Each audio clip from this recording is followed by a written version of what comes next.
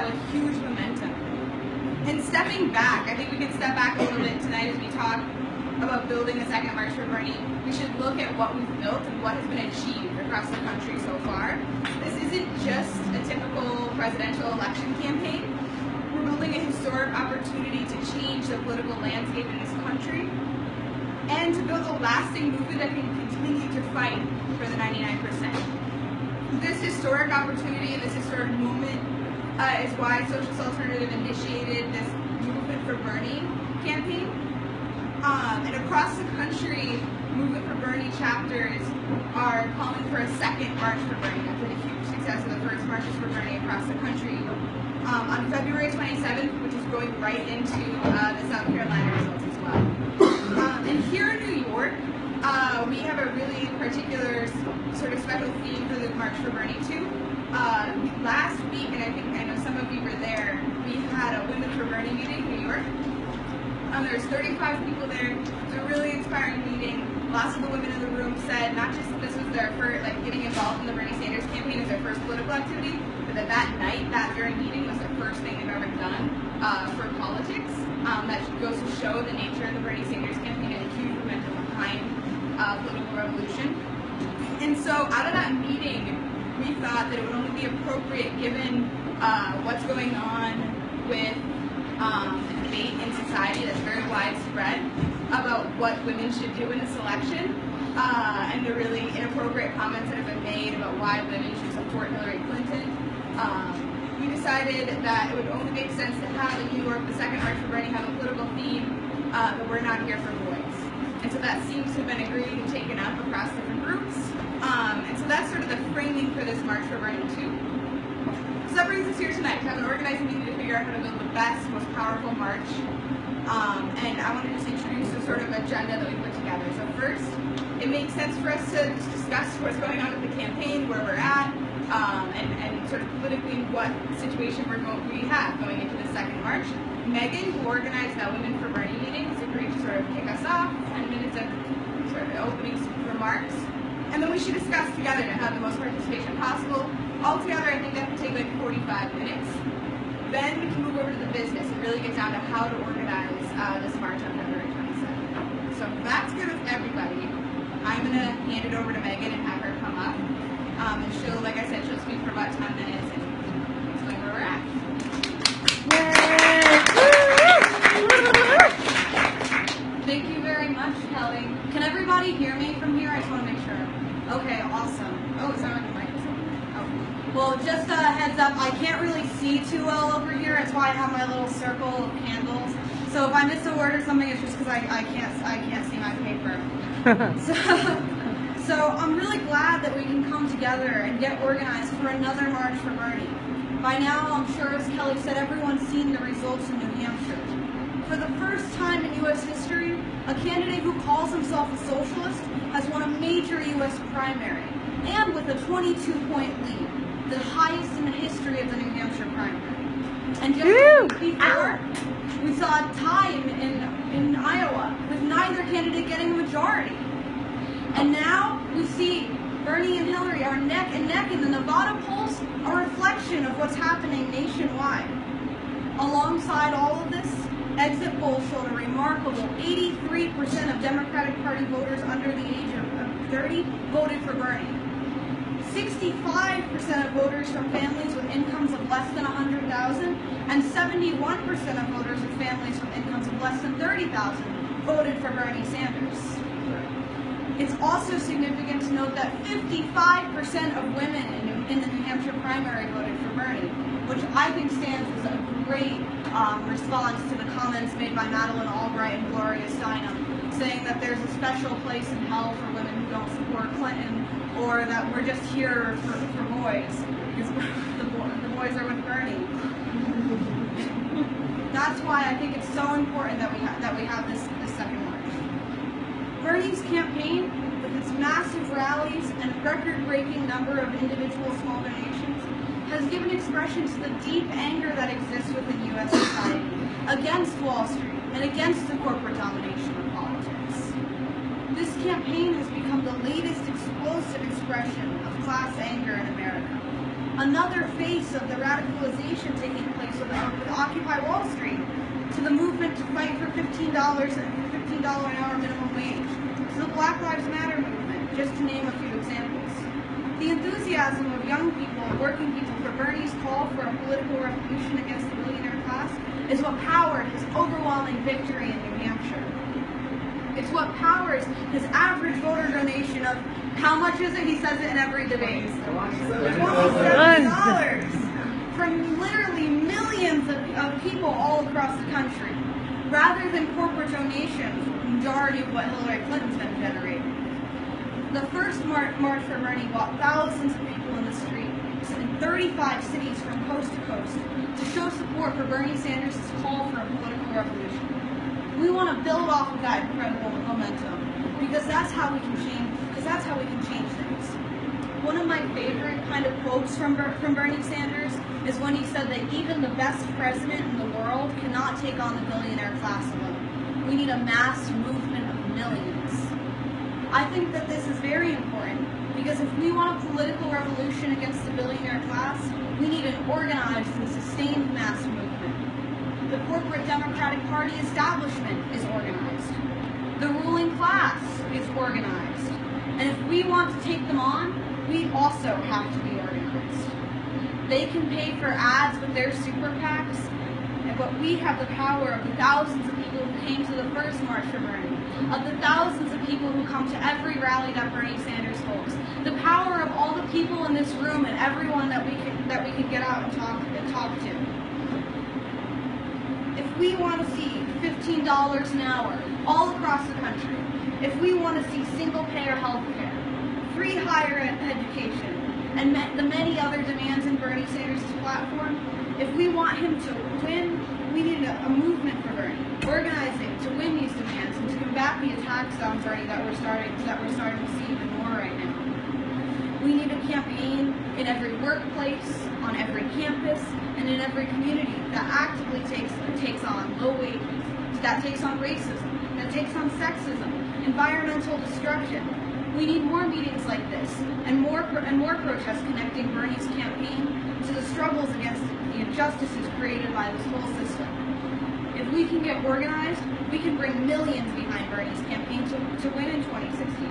We can build a new, lasting, and powerful force based on the independent power of working people that can lead the fight back against the billionaire class and their politicians from both parties after the 2016 election. Tonight, we're taking a step toward that and organizing a second March for Bernie in New York City. March for Bernie 2, as Kelly said before, is going to highlight the support that Bernie has among women and as a fighter for both women's rights and the 99%. We need to show the establishment that workers, students, and retirees want a president who is not bankrolled by billionaires. That a former Walmart executive doesn't stand for the 2/3 of minimum wage workers that are women. That someone who says single-payer health care will never ever happen doesn't stand for the millions of uninsured women, and for the women who pay more for health care than men, for the mothers, sisters, and daughters that were impacted by welfare reform.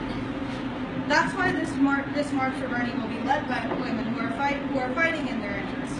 Women who know that while we need to break glass ceilings, we also need to tear down the walls. Yeah. Thank you.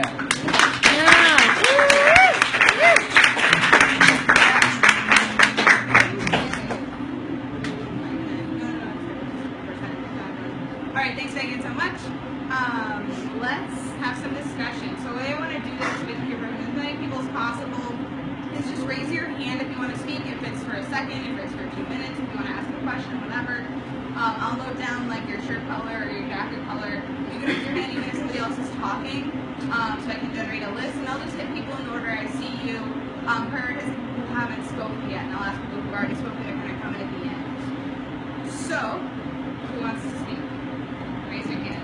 So we'll start here, and then if anybody else wants to come in, just raise your hand as an Go ahead. Okay, so I'm Summer Rose, and I've actually been on tour with Bernie since Iowa. Moved from Santa Cruz to Iowa, participated in the caucus, went to New Hampshire, now I'm here on my way to South Carolina. Figured I'm from Brooklyn, so I helped with the Occupy movement here in Brooklyn as well as on the West Coast. So one of the things that I know you know, New Yorkers, we tend to have that edge about us. I still have that edge. You know, I'm from New York. I'll never not be from New York. But one thing I want to say about this and like the women's movement and what we should be doing is really celebrating all the things that are going to be happening with this movement, with Bernie, what he wants to get done. Instead of focusing on like what we don't want, like we have to focus on what we do want. Because even as like an advocate, environmental activist, I don't like to say activist because I guess like that's like a felony or whatever. We're like terrorists, we're activists. So I don't necessarily like to say I'm an activist. I used to be an activist. Now I'm an activator. So anyway, you know, when we focus on things that we don't want, we create more of it. And that's just the subtle energy of life, of creation. Many of you, I'm sure, saw The Secret and all that. So I really just want to make Bernie's message and Bernie's platform, just like he won't even say bad things about Hillary, like we really just have to keep a super celebratory victory. We got this. Be totally confident. Be stoked. Be happy. Know that, you know, everything that he wants to get done, everything that we want to get done, and all the changes we want to see get done will get done. Because if we sit there and we complain and we're bitching and we're, you know, depressed or whatever, people aren't going to want to join us. But if we're like, we have solutions, we have the answers, we're going to make this happen, this is great, then more people will want to be part of our movement.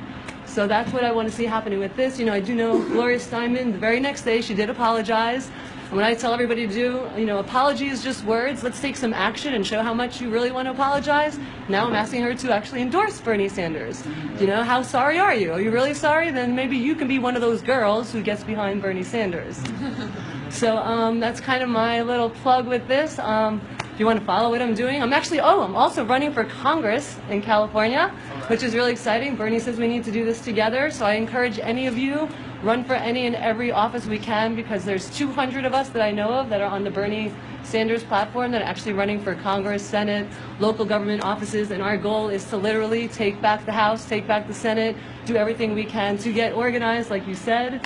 We need to just take positions of power, leadership, and we're looking to create the an interactive, transparent governing system where at least myself and a few other people that I know are going to be putting any legislation that comes to our desk out on the internet, let people comment on it and create their own solutions to the problems that exist and answers to the legislation that we're passing. So, and it'll be like in a Reddit style, so if you like it, you vote it up, and if you don't like it, you vote it down. So this is really happening. There's like a literal political revolution taking place. Oh, and every place that I've been so far, there are people from all over the world. I call this the American Global Revolution, because literally I've had people from Panama working with me, from Germany, from Japan, and it's amazing. It's just like, this is a global movement. Everyone's watching us.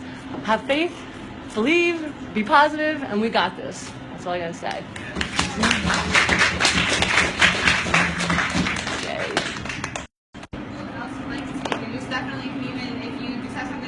Don't feel pressure. We're happy to have questions. Yeah, please go ahead. And also, one more thing before other people speak. If you speak for a long time, I might cut you off, and I'm not trying to be rude, but just you can hop back on staff. We have lots of contributions from lots of people. Please go ahead and introduce yourself. My name is Dan Zimberg. I'm a singer, songwriter, and musician, and I think future Congresswoman Rose has a very valid point.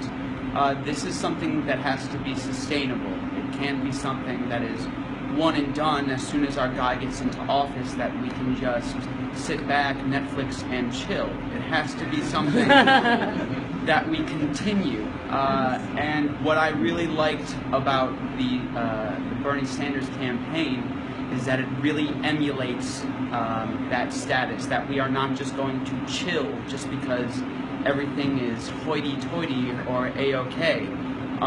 These are real issues, and they affect real people like ourselves and many out there around the world. And as far as this being a global American revolution, this country, and I can hope I say this proudly, is a beacon for many, many, many other countries out there. People look to us and they see that the American dream is still alive, even though we might not still feel it. It is still out there, so let us continue this peaceful revolution, and let's keep driving towards the society that we would like to see. Thank you. Yay! Woo!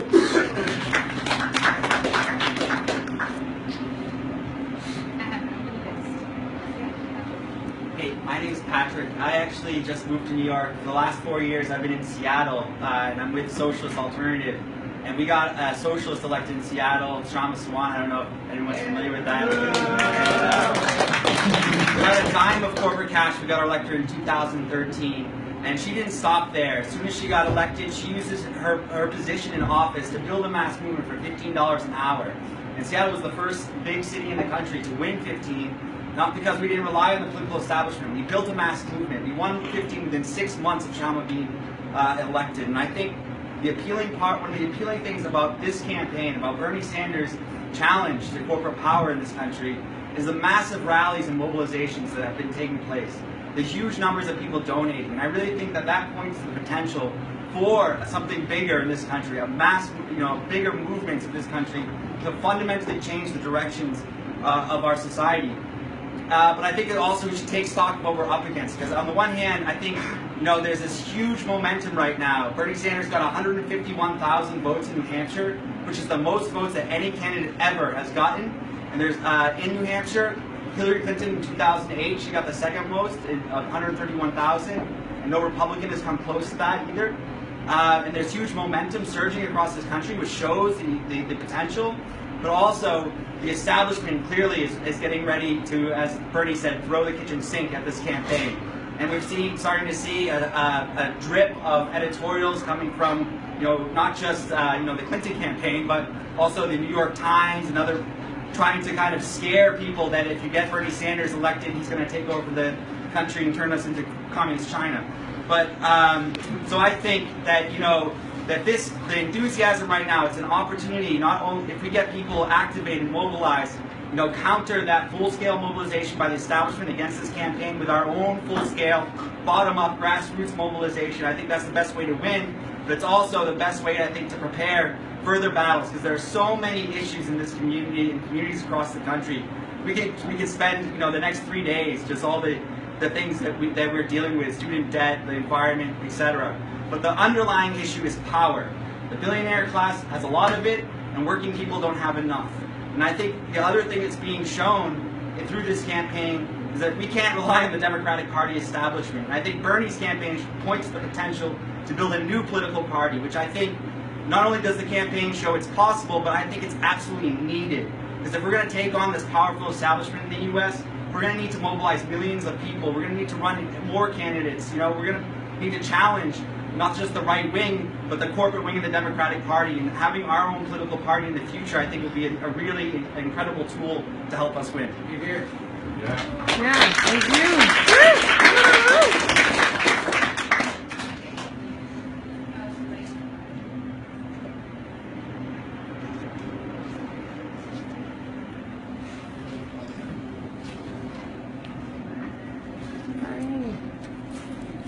Someone else wants to speak. Who is it? There you go. Well, yeah, I'm not going to be as inspiring as the other speakers, but I'd like to introduce myself. My name is Ronnie Wasserstrom, and I'm a Bernie addict. And as soon as I found out about him, it's just, I hate to say it's like life and death for me. It's 24/7. My girlfriend is saying I'm becoming an internet troll because anybody says anything against him online, I'm like, what the hell is wrong with you? But I'm just introducing myself because as a puppeteer, as an artist, I'd like to get more involved and meet other people. I brought my puppet Bernie. Yay! But I've also been, and by the way, this is the first candidate ever that's made me want to make something like this on this method. But I'm also building others to join him. I don't know if you recognize this guy. Does he look familiar? Teddy Roosevelt. Yeah, look at that. Wow. So anyway, I also have a Martin Luther King I built, so I'm throwing that out there if there are other artists who I could work together, and you travel. I'd love to travel. I'm looking for people who want to come to South Carolina. I'll be back in a week and a half, in 11 days. Or my puppets can travel. But, I would love to travel with your So puppets. if anybody wants to, since sometimes I can't make it on the weekends, I'm entertaining the kids and stuff, the puppets are for loan for people to just be gentle with that. But that's all I have to say. Thank you. Awesome. Thank you.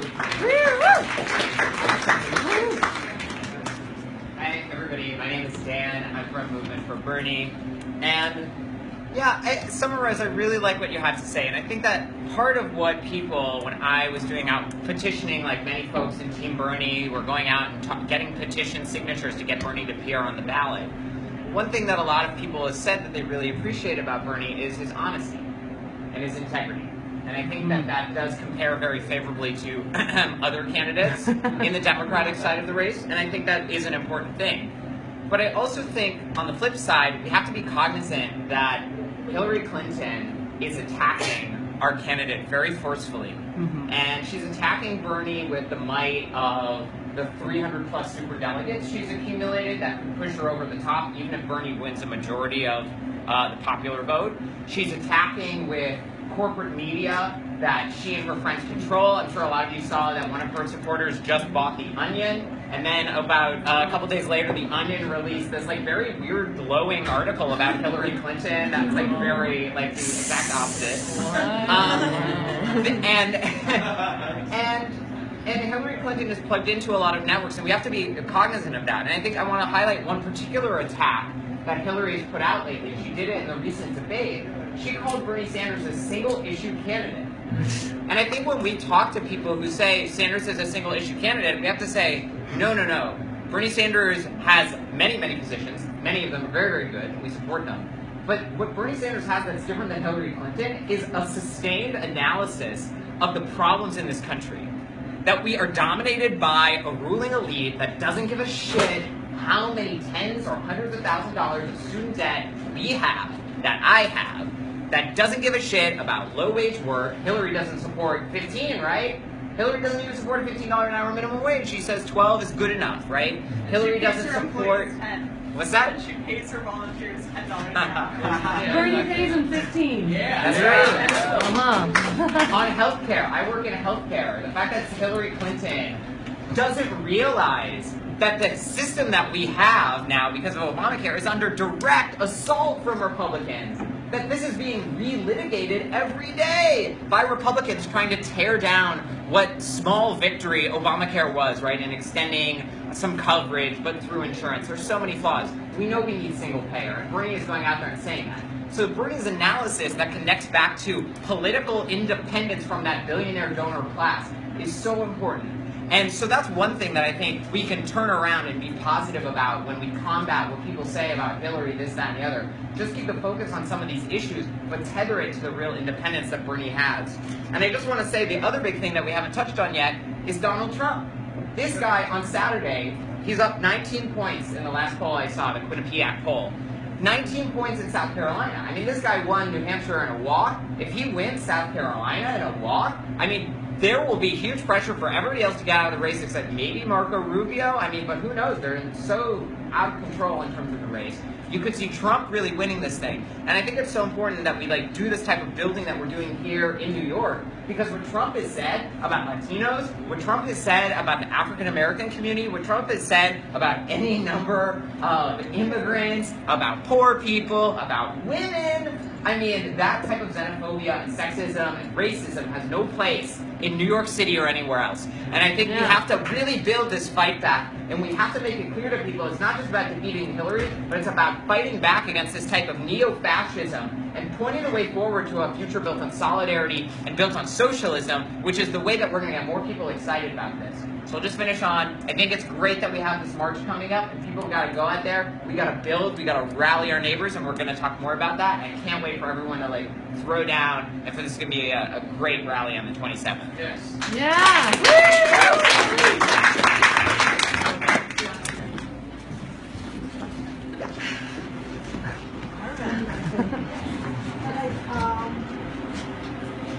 Just a couple of things.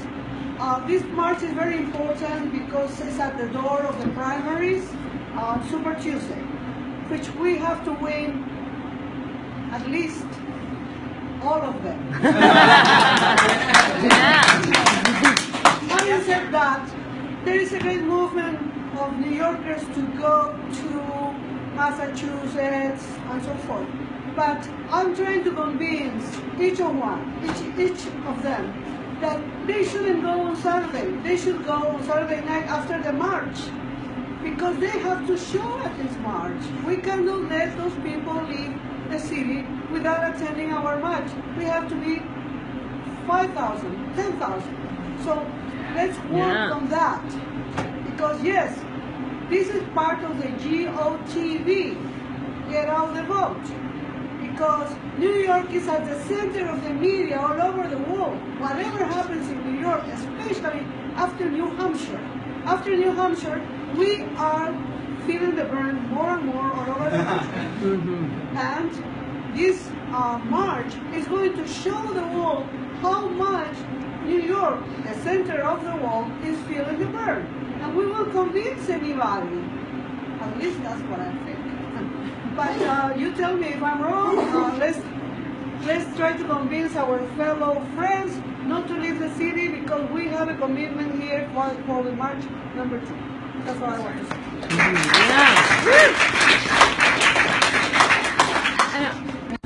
I was just going to say, also because the mainstream media is basically owned by Hillary and all her cronies, we should talk to every local newspaper, try to get, like, everyone here, just call like a local radio station, try to get like a plug in for the march, because I think that would be a great way to do outreach for letting everyone know that it's happening. Simple. That's it.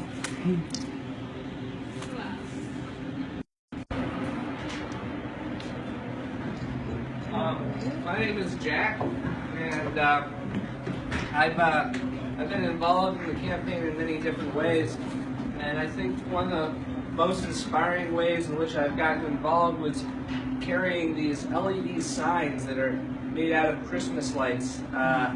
And a friend of mine up in Mount Kisco, I met him through his article in the Riverdale Post. He helped me construct these signs right here, Bernie 2016, which are very photogenic. I actually saw Jane and Bernie coming out of Saturday Night Live, and Bernie spent about 5 seconds looking at it from a distance. He was quite taken back. Wouldn't let him come and say hi. I've got that, and I've also got a banner I'd like to show everyone. And it says Bernie on it. Somebody help me keep the other end. Well, I actually have a modification here. I didn't bring it tonight, but you can plug this in and have the letters lit up too. Yeah! Woo! So I'm thinking about maybe making a special one for Women for Bernie. Yeah! And if anyone, we got to get started on it tonight. Somebody has to give me some design ideas, and then I could put it in, get the order, maybe next week pick it up. So come talk to me after the event, and let's make it happen. Yeah! Love you! Woo! Awesome. My name is Cameron Orr. I'm also a member of a Workers' Party here in New York. So in light of the fact that hopefully Bernie wins the nomination and the presidency, but even if and when our dreams come true, it's really important, as Bernie says, and as we all know, that the movement stays alive, that we continue to be organized and build power on the basis of working people. And so I think all of us should be really deeply aware and plugged into as much as possible the Fight for 15, which is focused on raising the minimum wage to $15 an hour across the country, which is one of Bernie's big goals. Are also really focused on immigrant rights and stuff like that. And so I think that we should keep fighting for Bernie, and I think that's also another movement that we should be really focused on helping out as much as we can, because it's also built on one of society's most radical elements, which is low-wage workers. And that's also a deeply people of color issue. So I think that keep fighting for Bernie, and also pay attention to, and if you can, be involved with that campaign, because it's super important. Yeah. They're also fighting for union rights for everyone too, so that's going to be really important. Hi, I'm Jesse. One several Jessies in this room, apparently. I want to build off of what he was saying about workers' rights and unions. I don't know if this is exactly on topic, but I actually found out earlier today there's a rally on Friday by Washington Square Park. There's a business pretty much on the NYU campus, if you can call it a campus, that rather than restructuring their contracts with union workers, shut down that location. And it wasn't a matter of them going out of business. They opened up 2 new locations immediately after. They've been going out of business. Okay, I can understand that. But they have the money to pay these people, and they're shutting down instead of negotiating. I just found out about this earlier today, so I don't know all the details, but there is a union rally from 5 to 7 this Friday, 2 days from now. It's 31 West 4th Street, which is right by Washington Square Park. I know I'm going to be there, and I'd love to see you all there. That'd be a great place to recruit people. Yeah. Yeah. Yeah, we can bring flyers. Okay. Yeah, bring flyers. Great As an idea. show of solidarity. Which union is it? I saw AFL-CIO has it on their page. CLC, Central Labor Council. Central Labor Council, yeah. Yes. I don't, yeah. Sweet.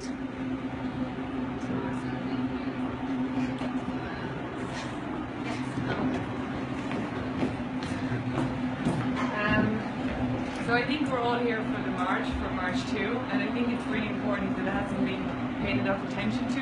The fact that this is a march that's going to be led by women. We're going to be at the front of this march, and I think it's important that we see that this is the moment when we're seeing women coming politicized, coming to meetings, as Megan was saying, for the first time ever, entering into politics.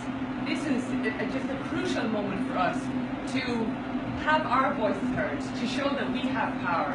And I think us being at the front of the march is a starting point to that. I think it's important to remember the strong tradition that women have played in movements historically in the US, from the radical women's movement up until today. And I think it's a reassertion of that. We've seen it in the Fight for 15, where 2/3 of low-wage workers are women, and they're taking, they're sacrificing, they're coming out and coming to protest. And I think it's a follow-on to that. It's Occupy, it was Fight for 15, Black Lives Matter, and now it's another step in that. And it's showing that we're also fighting back against the assault on reproductive rights that are taking place. And the single-payer system is such an important issue for women, because if you look at working-class, low-wage workers, women who cannot afford these crazy astronomical prices for pharmaceutical companies, the power of the pharmaceutical industry, which Bernie's program is taking on. And I think it's important that we realize this is an opportunity for women to be there, be at the forefront of this march, and take this on head on. And I think we have a lot of work to do, but I'm really interested in hearing what women have to say. Your ideas tonight. You're going to be there and bring your friends, and let's mobilize and let's win Bernie's program.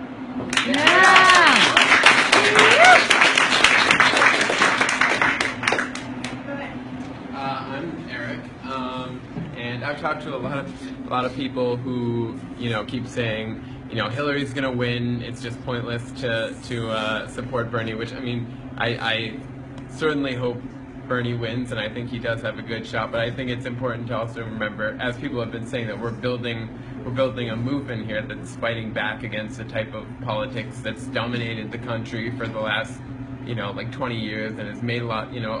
Bill Clinton made a lot of promises. Democrats have made a lot of promises about the benefits they're going to give to the country, but in reality, we've seen mass incarceration, we've seen welfare being stripped away, we've seen all these terrible things happening to the country under this smiling kind of guy. So we are, we're collectively realizing that people do have power, that corporations have a lot of influence and money and power, but ultimately that rests on the power of workers and people just like us. So I think even if he doesn't win, we're still doing something really awesome here. We're still doing something really important that will have a historical effect. Yeah.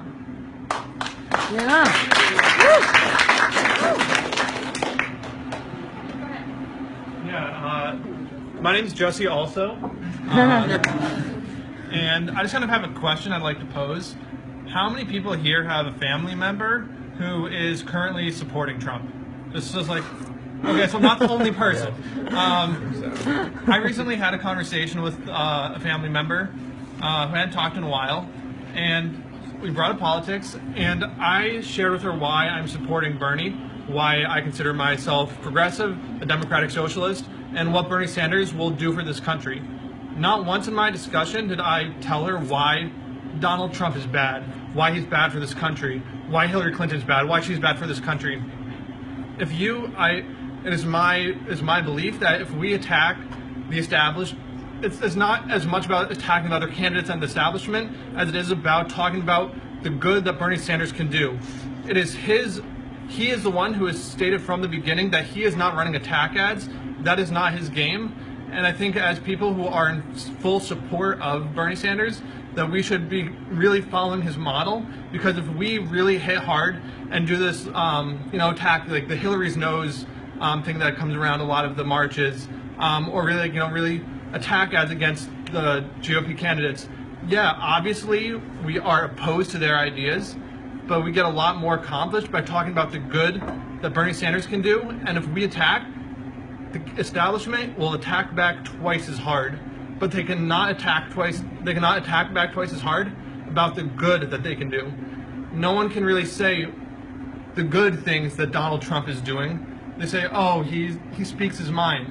But when you actually ask about the issues to the people who are supporting them, they really can't come up with anything. But we can come up with a laundry list of incredible things that Bernie Sanders and his candidacy will do for this country. And I think that's really, really an important message to keep in mind. This is not about putting down the other candidates. It's about raising up the person who is going to make this country really move in the right direction.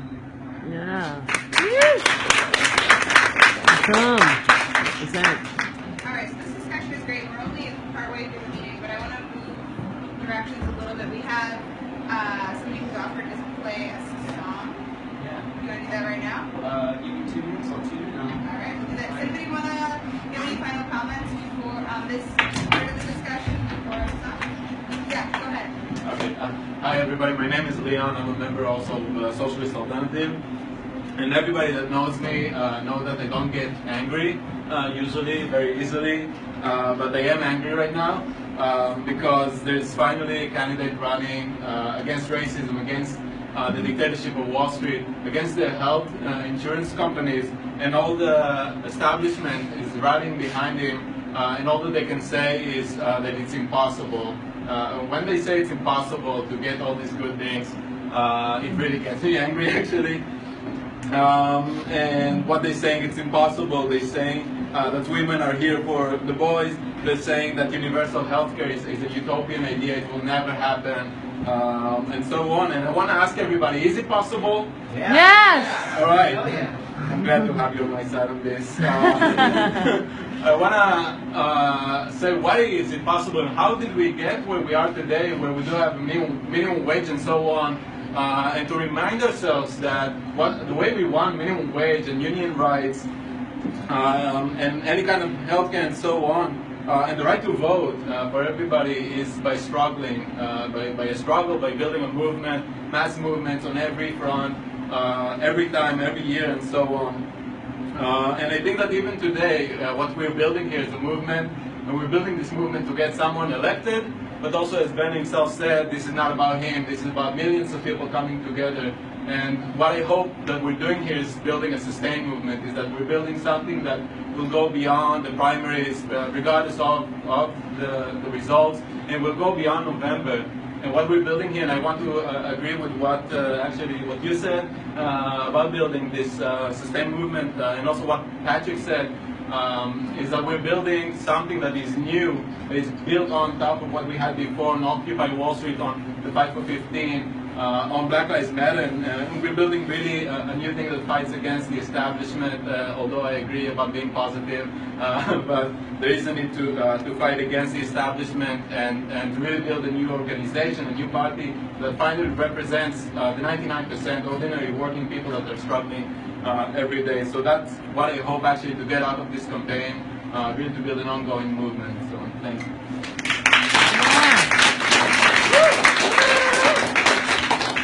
Ladies and gentlemen, once again, my name is Dan Zimberg.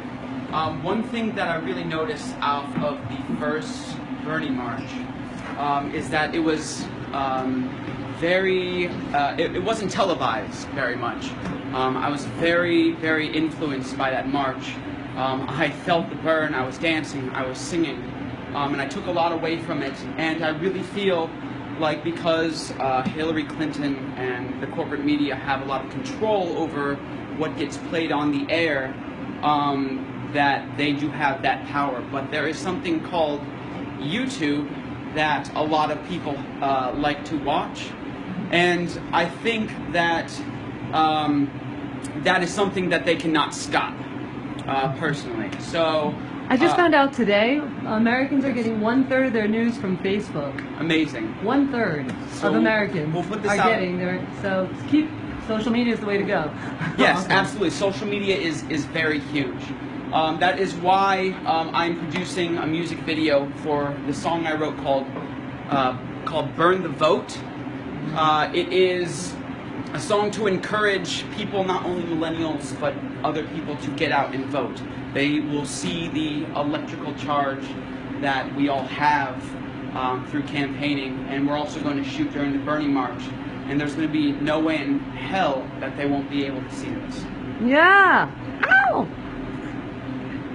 When life's got you down and you're running out of rope, you're looking for a reason to have a little hope, but your government's giving you a reason to mope. Change your ways and burn the vote. When you're walking in your heels to get to work on time, to a job paying you less than prime, making less on your money than all of the guys. Get to the ballot box, step in line. I said burn the vote, all you ladies. Burn the vote, you know who you are. The choice is yours. You decide. If it's your body, then it's your right. When you're young, among the millennial masses, you have the power to say what passes. Follow your heart and your intuition, and join us and not coalition. Cause college tuition should be free, you know, not some profiteering corporate scheme. Casino, if you see what I see underneath the scope.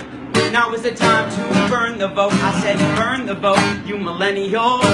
Burn the vote, you know who you are. Nothing gets done if you don't demand it, so vote.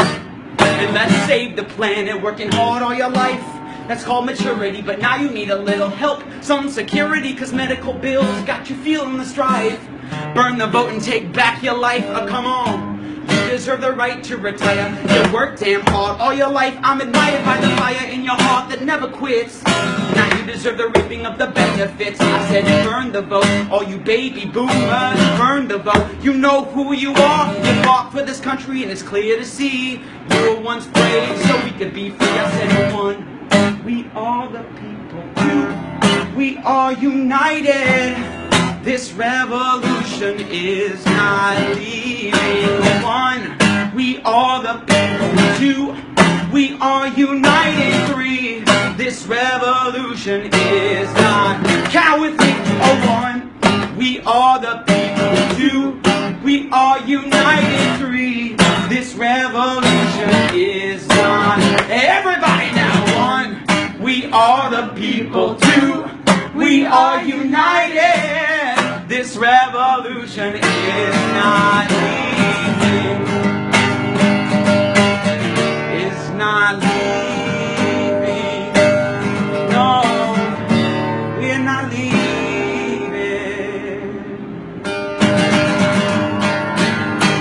Thank you very much. The song's called Burn the Vote. Join us on Facebook for more information at Burn the Vote Music Video. That's our Facebook group. We hope to hear a lot from all of you. We need as much help as we can possibly get to make this happen. Thank you again. Love it. Mind you, sure, we're gonna take a little moment after this, or we'll just roll in. Okay, so just as we kind of switch gears a little bit here, one, make sure you're signed up. This is going to be a lot less melodious than what the other jam just did. But one, make sure that you're signed up. We have some sign-in sheets here. And then 2, we have these amazing posters, we have flyers. We're going to be printing a lot more, so I'm just going to pass the proverbial hat. In this case, it's a picture they don't use anymore. If you have a couple of bucks, just to help us with printing and things like that. If you don't have a couple of bucks, that's okay. Just pass it along. And if you can do something in kind, like make something or print at your office for free, then let us know, because that would be really helpful too. So yeah, just those 2 things, and contribute whatever you can or can't. Thanks. Yeah, thank you. Okay, we're going to move along to moving out of business and how to build the second march with Justice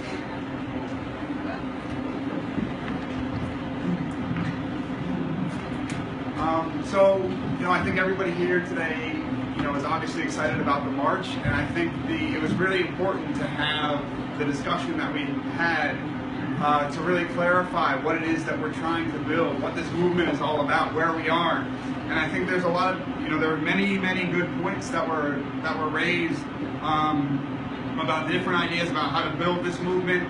I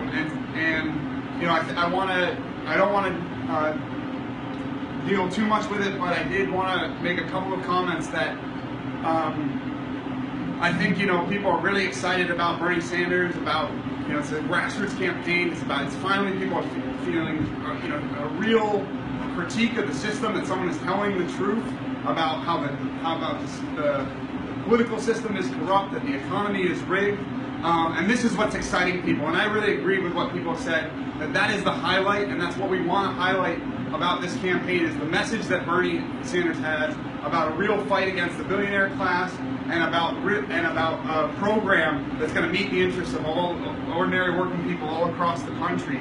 I think we also, though, have to be clear that the opposing camp is also running a campaign where she's pretending to be a progressive, and is saying all kinds of things that actually aren't true. And so I think that, well, we absolutely don't want to be running a negative campaign, and that is one of the strengths that Bernie Sanders had. And people really respect that, because they're sick and tired of dirty politics and personal attacks. We don't want to run a negative campaign, but also the choice has to be clear. That on the one hand, you do have, if we want to lead a political revolution against the billionaire class, there's one candidate who's actually a representative of the billionaire class, and there's one candidate who's a representative of the people. And that choice has to be made clear. And I think that that's what this movement is all about. And I think on Saturday it's an opportunity for us to get out there and show the tremendous support that Bernie has, particularly among women, as Elma highlighted. And I think what everybody discussed today really sums up that we're at a decisive moment for this campaign. It's really heated up. The momentum has exploded for Bernie Sanders after these primaries. But on the other side, the corporate establishment is now on the attack, and we're heading into some of the most important parts of the primary. Super Tuesday is an absolutely decisive moment. It's a test of strength for our movement. And I think what we have to recognize is that the grassroots support for Bernie Sanders in some ways is unprecedented. It's an historic outpouring, expression of frustration and anger, but also hope for a different voice, for some new kind of politics in this country. But it's mostly unorganized. It's mostly unorganized. It's beginning to take some form. We're seeing some actions. We're seeing tons of people getting on the phone and phone banking. The donations is good, but it's still a passive form of support. We need to turn this tremendous enthusiasm into active, organized, united support into a mass movement, as everybody has talked about. And that's the idea. That is the main idea behind the action on Saturday. Like the first action, it brought together thousands of people, some that were excited but hadn't gotten a chance to get involved in the campaign, and are now getting involved in the campaign for the first time. And then at this march, we can rally them together, get people excited, and then plug them into further campaigning work and further movement building. And to give people an idea, of what's going to happen, we're going to be rallying at Union Square. The call time is for 2 p.m., so everybody's going to gather together. and we're going to first start off with a bunch of speeches from different groups that are supporting Bernie Sanders, and we're putting together a great speakers list for that. And then we're going to prepare for the march, and we're going to organize a women's contingent to be at the front of the march with a banner. And I don't know if Jack is still here, but it'd be absolutely tremendous. That's what we need. We need a big sign in the front that says "Women for Bernie," because imagine the message that would send if we can get that into the local media. And it was mentioned before, and this is where we're going to be talking about this type of thing. You know, we need to have media outreach and a whole number of forms of outreach to make this march a success. So the first thing that I want to highlight that we have is this poster and leaflet. We've printed a ton of copies. Everybody should walk away from this meeting with a handful of these to distribute in their workplace, in the community, in their schools. And I want to particularly highlight, if people aren't sure where to go, that I think, as it was mentioned in the first discussion, you look at the polling and how well Bernie Sanders does among the youth. I think we really want to go talk to the youth and they're supported, but they're not active yet. And I think a march is exactly the type of thing that will excite young people. So one idea that we have is taking stacks of leaflets and going to campuses, going to the universities. Is anybody here a student? Do we have any students in the room? Awesome. Where are we from? I'm from NYU. NYU? NYU. Also NYU? We got a high school student here. So it'd be awesome if you guys could take a bunch of leaflets and bring it to NYU and try to have a huge turnout from those campuses. But of course we want to get into the CUNY campuses, Queens College, Brooklyn College, City College, BMCC, and so on. I think there's also lots of different events we can target. It was mentioned actually this workers' action. I think that's a great idea to go and show, one, that Bernie Sanders supporters support workers' rights, but also offer them, hey, join us. You know, have this leaflet, have a sign-up sheet. Hey, join us for this march that we're having on Saturday. Another event that's coming up. There's a dance party on Friday actually in Chinatown called Banger for Bernie. And that's something that's going to gather together again lots of youth that are excited about this, about Bernie Sanders. And again, we gotta go and arm ourselves with the leaflets. Maybe try to even get someone, if they can, you know, if we can talk to the DJ and say, hey, can we, you know, give a quick little speech and we can get up there and rally the crowd. That would be awesome.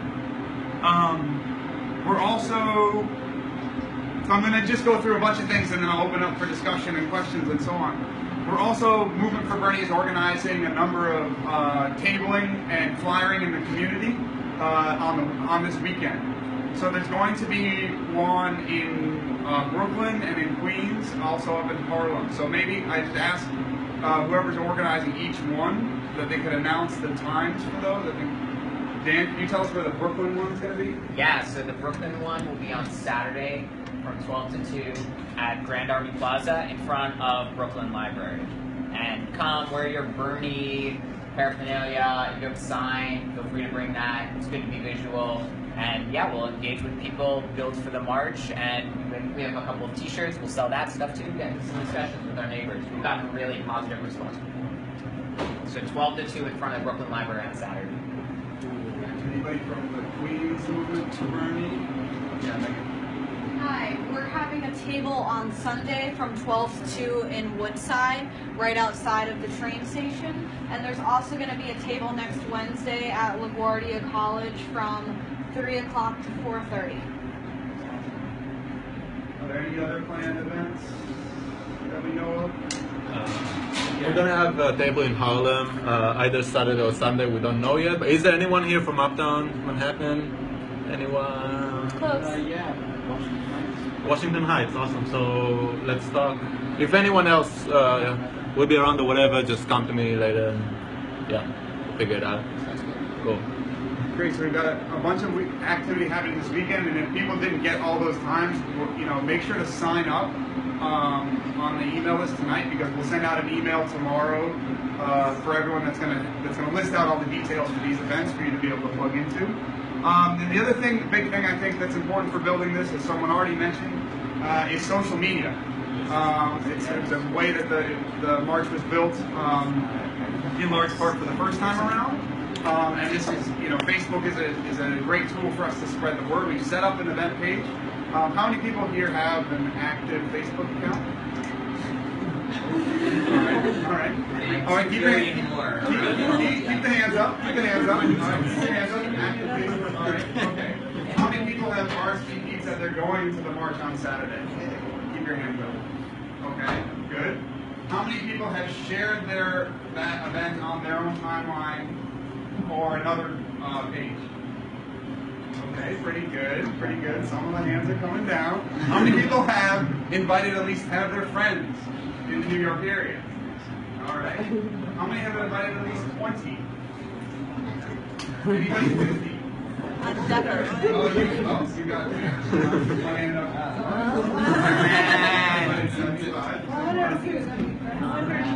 I was one of the first ones to invite people, so I stole a bunch of other people's friends. But in any case, there's the point. That there's actually a lot people can do simply by just going to the event page, hit invite friends, and go to all the people in New York and go. And it takes a little time, but click through, invite them, make sure they're coming. That's a great way an easy, quick way to spread the word. And post it on groups too. This is exactly. We're also going to be posting it on groups. We've been doing outreach to all. There's like a litany of everything: Latinos for Bernie, African Americans for Bernie, women for Bernie, New Yorkers for Bernie, Jews for Bernie, students for Bernie, millennials for Bernie, and so on and so forth. We're coming up with a whole list of that. We're trying to post on all those pages, but anybody that can help spread the word with that too. We're in contact with Millennials for Bernie, which is a big group that organized the first march. Team Bernie, which is also the main force organizing the volunteer GOTV effort as well. And also we've been in touch with the official campaign, which likes, by the way, the official campaign supported the first march, and they're also really are excited by the fact that we're holding another march right before Super Tuesday.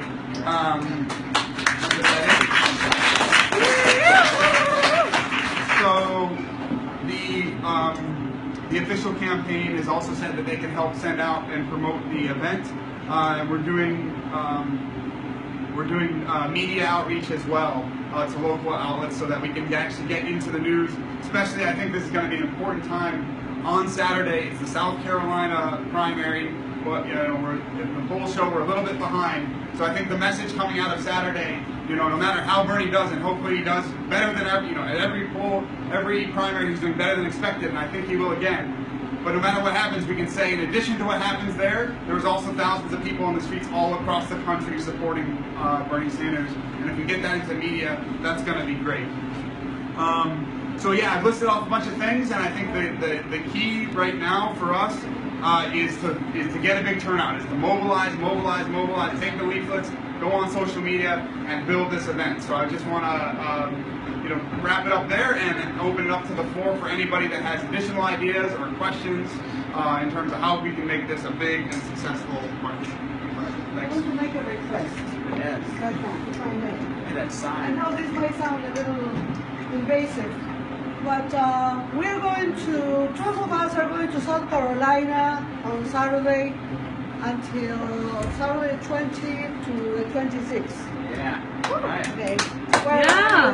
We rented a van, we have put our money to go.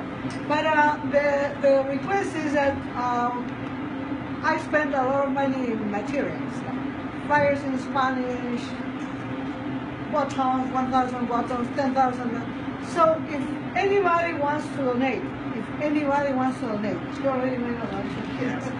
But if you have a little extra, drop by me and give me some. Right. Because, money is money, I'm a retiree, and no quota this year. Thank you. Thank you. Yeah. Okay. So yeah, any ideas about other ideas or questions that people have in terms of mobilizing the march? Yeah. My name's Kevin. I'm with NYC Bernie. I very much agree with the point of Facebook and invite all your friends. But I think there's something to be said for if you have a friend who you know is pretty interested in Bernie, give them a text, give them a call. Hey, if you're not sure, just come with me. Check it out. Come for the rally. You don't want to march, don't go. because I can't say I was at the last march. I can't say how many people went to their first march. They like Bernie on Facebook, but they never done anything physically. There's something said for being there, seeing the crowd of people cheering, talking to someone, and seeing how engaged everyone is, how emotionally and involved everyone is, what a huge movement this is, and wide-eyed. Can't believe that what they thought and what they felt, other people share. So seeing those kind of numbers in person will always do more than a like or a text. So text your friends, hey, come out, give it a shot, come with me in person, like a personalized, hey, you want to come? Come. It's the best way we can get people out there who might like it, but then forget about it. Text in the morning of the march, get people out there who you know. Thank you. Yeah. So there's obviously hundreds, if not thousands, of progressive organizations in the city. I don't know if there's a way that a Google spreadsheet or something could be created to make sure that all those organizations have been contacted, and then also people can contribute information regarding organizations that may not be on the list. Yeah, that's a great idea. I mean, we have to focus on the progressive organizations that are supporting Bernie, because I think there are a lot of progressive organizations, that have come out and supported. Yeah. I'm just saying that will increase your reach. Is that something that you could help with? Sure.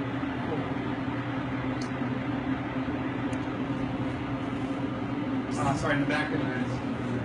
I do think I just want to follow up with that. I was at the March for Bernie in Boston a few weeks back, and they did have an Excel spreadsheet of that sort where they had cheers listed on it, so people can go find the cheers, as well as pictures, different images that they could print out at their homes so that they could make their own signs. Something that's ahead of the event, just kind of an idea. I thought that worked out really well. I know a lot of people actually did use it.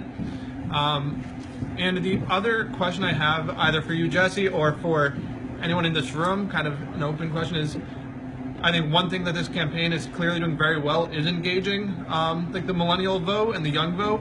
The march is another great way to do that. But I'm kind of curious as kind of what ideas we have in terms of reaching out to our parents' generation, because that's really where we see the biggest discrepancy is between the age gaps. How do we get our parents' generation? How do we get the 50 plus individuals? How do we get them to the march? Or if they can't march, how do we still get them engaged in other ways? I think it's something I don't have the answer, so I'm wondering if anyone here feels like they have some sort of help. Yeah.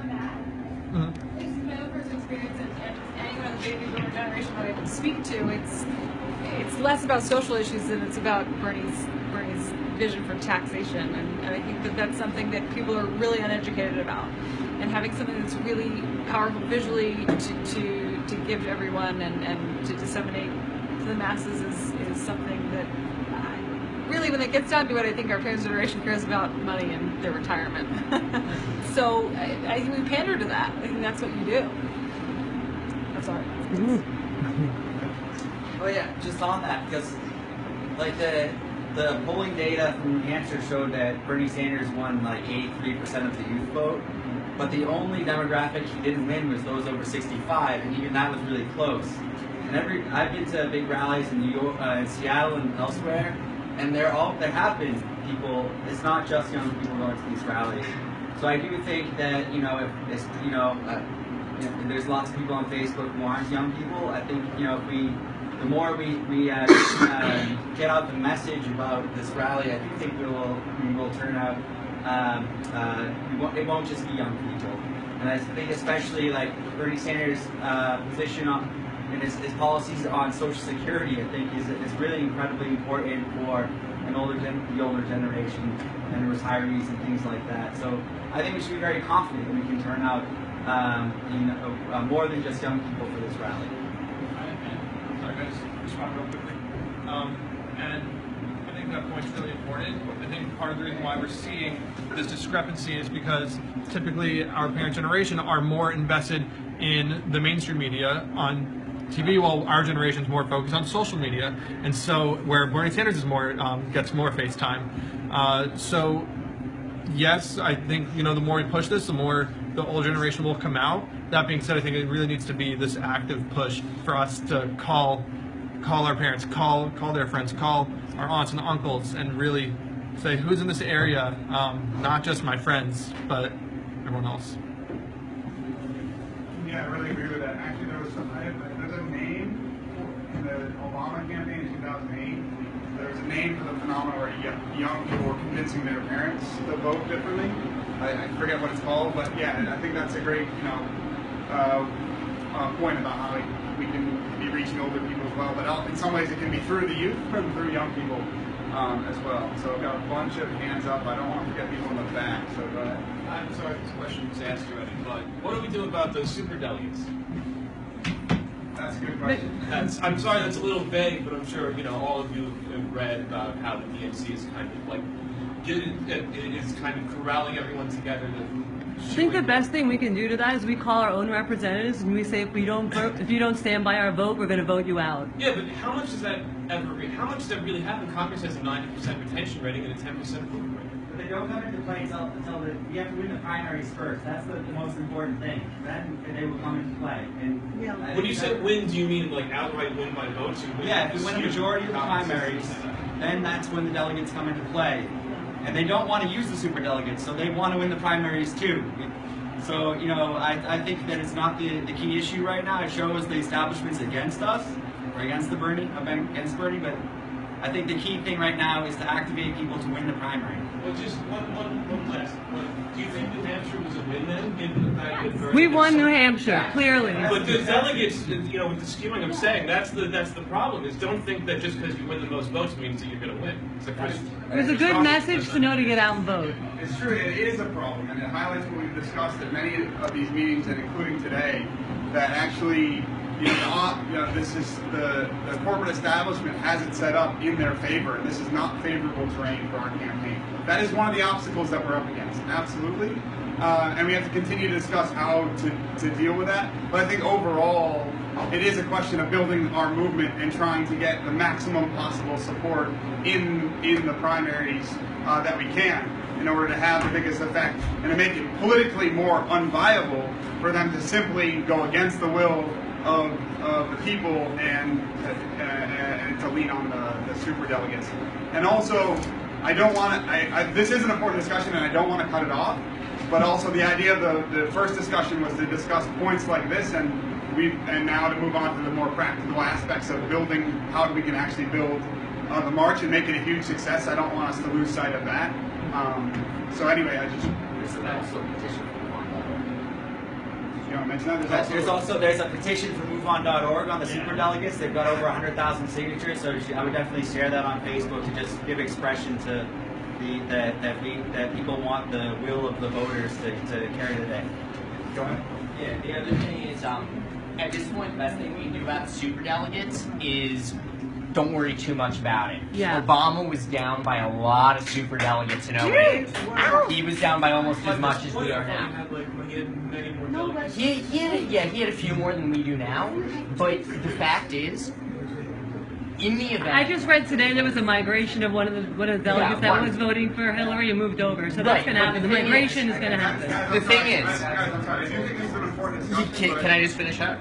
Yeah, I just hear a lot of that. The fact is, if the superdelegates vote against the popular vote, if Bernie wins the popular vote, if Bernie wins the pledged delegates, if he does well in those areas and the superdelegates turn the tide and give it to Hillary, they essentially expose the movement that we're trying to make for us. They show us that we're not that it's not truly democratic. So that was the problem before. They eventually had to derailing from the march. Yeah, we are. Okay, I'm sorry. It's an important discussion, but yeah, let's just talk. Let's we can talk after that. Yeah. Let's get some beers after this and talk about that. But yeah, I just want to bring the focus back onto building the march. So anybody else? Yeah, go ahead. I have a pretty okay experience with talking to stubborn people. I have a couple of friends who are very stubbornly for, say, a Republican candidate who I won't mention. Even my parents, early in when they had the first Republican debate before the first Democratic debate, my parents said that they were sort of leaning towards Donald Trump. and I said, just wait. Before you make a decision, wait. And please be informed. You know, listen to both sides of the debate. Which one really makes you feel inside?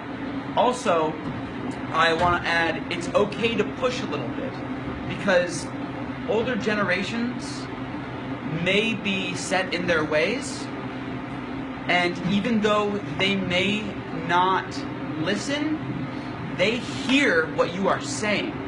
And so it is important to get it out. For example, one of my best friends is a huge conservative, and we have had many political discussions.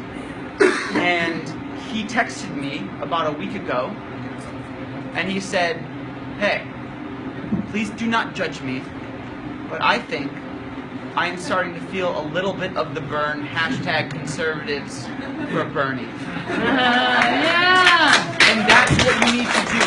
You cannot get angry, but please, if someone says something that is not true, for example, oh, but Donald Trump says all Muslims are terrorists.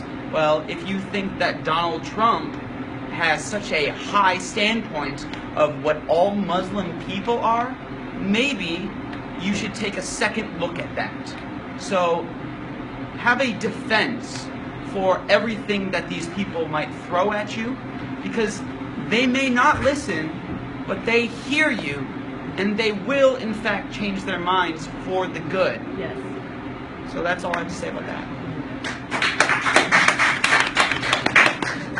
So I have to say, like, I have a 22-year-old who is a gamer, okay, and he's very concerned about net neutrality.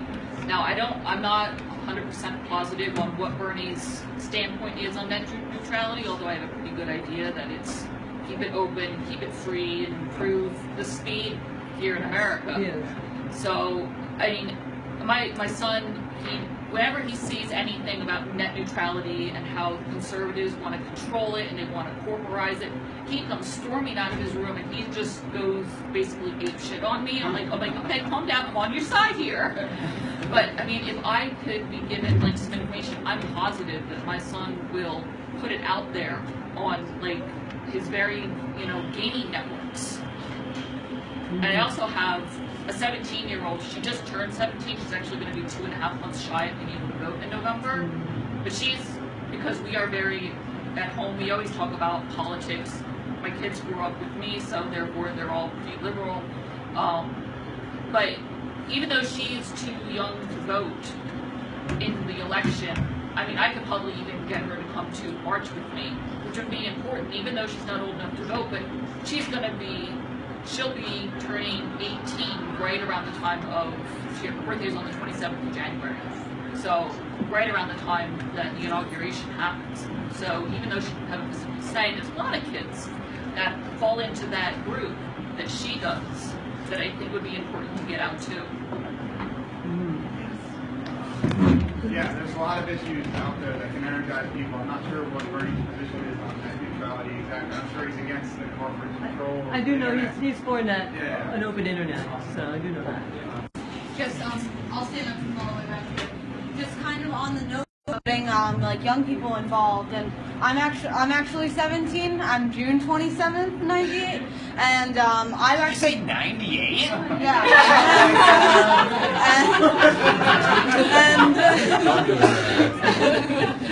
And I brought a couple of friends from school to the march with me. Many people here met my friend Sarah, who was with me, and I'm trying to bring even more of my classmates out.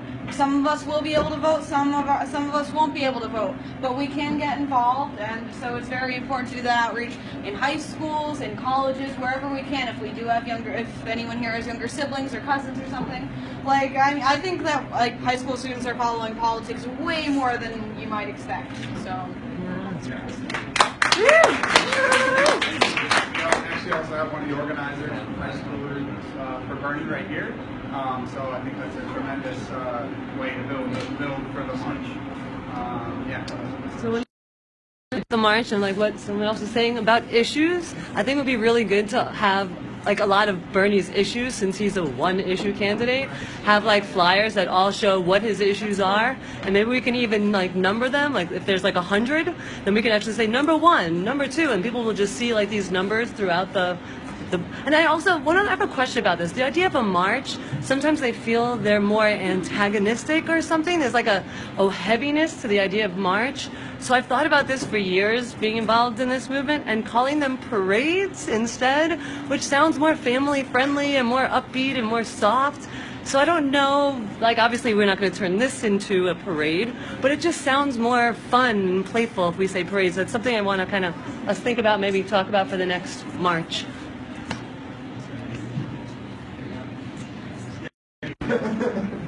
My name's Dan. At the last rally, I saw that kind of everyone had a camera to an extent, and I didn't know if there's some organization forced to kind of make a cohesive piece of media out of this. Maybe Team Bernie be interested in that, or like starting some kind of email chain where people want to share media and create some kind of piece from that. So I don't know if we can try to make that happen, but I feel like that'd be a good idea. And also, I just want to say that I think Reddit, you had mentioned.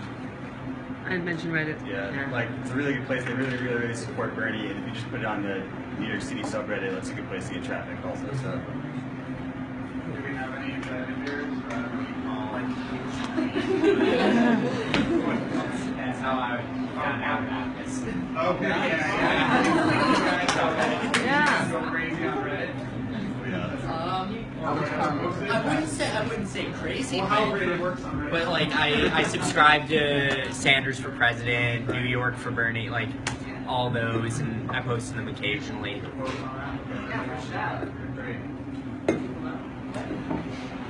Anybody else? It's about talking points, kind of. I know that Bernie kind of has a weakness in foreign policy. What can we say as Bernie supporters when we're arguing against people like just constantly talk about Hillary Clinton's experience? What can we say that would really help give a good counter-argument to that? Henry Kissinger is her go-to guy. He's a war criminal, basically, or international war criminal, so you could say that. And you could say Obama didn't have as much experience. Ronald Reagan didn't have, not that Ronald Reagan's a good example, but Obama didn't have as much experience is another talking point. Sure. And judgment is one thing that he said. He voted against the Iraq War, so his judgment is more important. So he will likely not take us into war. Okay.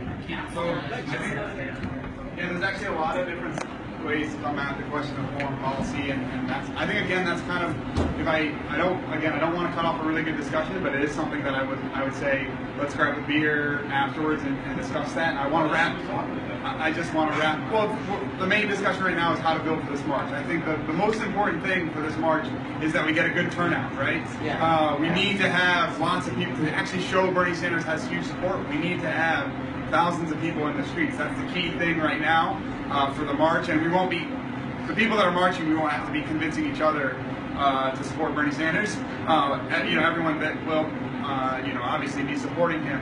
And the main thing is to energize us, get new people into activity, get them signed up to then come to the follow-up events. Like we're going to have a March 1st Super Tuesday poll watching event to bring, so people that come to the march, they're excited. What can they do? They can come to these events. We can plug them into the phone banking for Super Tuesday. There's so many things that we can plug people into. But the key thing is getting people to this rally, get them excited, and offering them something to do going to continue this campaign going forward. So I do want to kind of wrap it up. If there's any final points on how to mobilize, I would take them now. Well, what I have to ask, being part of two things, what I heard yelled at people's support is socialists. And I think that's what would stop people from coming. Like, let's say I knocked on a door or talked to a neighbor, that's probably the word they would throw at me. So I wonder how to circumvent that. I've started to talk to my mother about it, and we have to speak in hushed tones because if my father even hears the word Bernie, I'm out of the house. Just like that. It's the truth. So my thing is what I've started to bring up and tell me if this is a good tactic, and maybe you guys have the paperwork for this, is how many socialist countries are successful and socialism is not coming. So I'm just bringing that up as how to find out how you would deal with that, because that seems like a wall. Right. mean, again, I think that's something. It's a beer question. You know, I think actually Bernie does do a good job of answering that by just connecting. You know, I'm a socialist, and this is what it means to be a socialist. I'm against the 1% controlling all the wealth. I'm for a single-payer healthcare system. And when he connects the idea of socialism to very concrete things that people support, it makes people think, oh, socialism's not that you know, that's a good idea. So yeah. I will get to how do we rally more people. I just want to make the socialist point first. Is you ask people, do you enjoy your Social Security? That's socialism. You ask people, if you are ever in an emergency and an ambulance or the fire department comes, that is socialism. We are living in a world where we do have aspects of a socialistic state.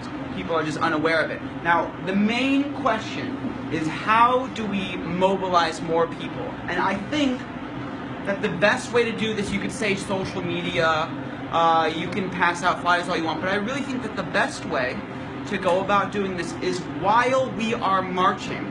I have seen many people on the sidewalks living and going about their day. They may be voters, they may not. They may be from America, they may not. But if you have within your power that courage to grab them by the arm and walk with them and march with them, people are very passive. A lot of people really need that first push. And if you help them and walk with them, they generally might have a better day. And that is pretty much what we are fighting for, better days ahead. Another way. I actually just asked you, can you share a little more about like your, I may have missed it, the song that you played earlier. I know you were talking about like doing the music video or some sort of, I think through the arts is a huge way to promote, so can you just tell a little more about that? Yes, so we are shooting a music video next week. Our shoot days are the 23rd and the 24th of February, as well as shooting a couple scenes during the Bernie March. And basically what we're looking for are locations to be able to shoot. I have the actors around me who I'm paying. But I also need assistance. We're going to put it on YouTube, we're going to put it on Vimeo, we're going to put it on Facebook, we're going to put it on BuzzFeed as top 5 reasons to support Bernie Sanders in one song. We're going to do all of these possible things that we can, and also with your help through sharing the song, because the media cannot stop social network, that we will be able to get this out there. And if people, my last point on this, I think, when people see this music video and how much fire and passion that is put into it with all of the crowd during the Bernie March and all the people working towards it, then they will see that that is something that they want to be a part of. We are a peaceful revolution. Yeah. Absolutely. Yes, please. I have cards and I'd love to talk more. Grab a beer about it. Thank you very much. Thank you. Hi, I came a bit late, but like I know, so you're trying to like organize people for this march, which is great, but the question about like getting those people on the sidelines and addressing, there's a gentleman here just a minute ago, addressing about like getting those people, because most of the Republicans I'm talking to, trying to get them on the Bernie side, are saying the socialist thing. They're using that as a huge backbone. They're using Donald Trump as who they're going to vote for because Cruz is fucking awful, obviously. So it's basically going to be Hillary if Bernie makes the election, which let's fucking hope, because we'll be fucked, and then Trump. So what, I mean, you shouldn't be so dismissive to these questions, because to get those people on the sidelines is what fucking matters, honestly. Because that's what I'm trying to do. I work for a nonprofit environmental organization, and my job right now is trying to let them know that also Bernie has such a great stance in the environmental movement right now, which is fucking huge, and that's going to change the world. And nobody's really addressing environmental policy. So, I mean, like, we should be addressing these in this room and not just at the bar having a beer, because that's what's going to make more people turn over to Bernie. So I don't understand why you're dismissing that when that is part of the march. Well, I agree with you, and I think that we had a discussion in the first half of this meeting, which was a political discussion about how to build this movement, where some of these ideas came up. But it wasn't by any means complete. And so it's fair enough that people are still asking, well, what about this and what about this? And that's totally fair enough. And I think we do need to continue to discuss this. This is not the last meeting. And also, I think one of the key things is that in order to win over those people that are, on the fence, is that we need to mobilize a big force, because there's a lot of people out there that we need to reach. And so that's the idea of this march, is to mobilize the support that we already have, bring them together to rally them, educate them at the rally, give them materials, give them ideas, arm them with the arguments about how to reach other people. That's the idea of this march. And so that's what we're, the second half of this meeting, that's why we're focusing on that. I wasn't trying to, artificially cut off what's a really important discussion, and what are really important questions. I do think it'd be nice to wrap it up now, because I think we've had a really excellent discussion, some great ideas about how to build this march. So who is ready to build this march and march for Bernie? Yeah!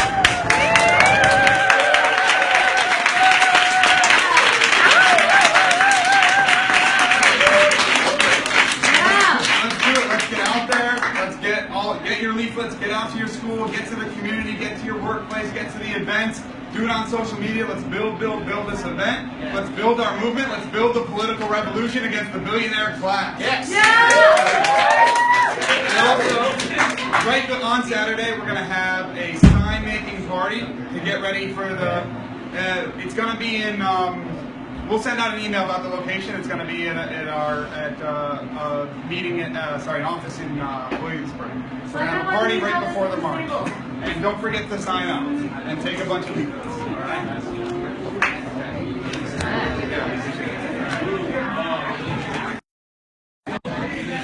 There you have it, New York City, making it happen. Very excited, very happy to be here again in my hometown. Thank you so much, everyone who watched and listened, and feel free to share this and like this and make comments, and yeah, share it with other marches that you know are happening. Very excited about this build up here. Thanks so much. I'll see you later. Bye.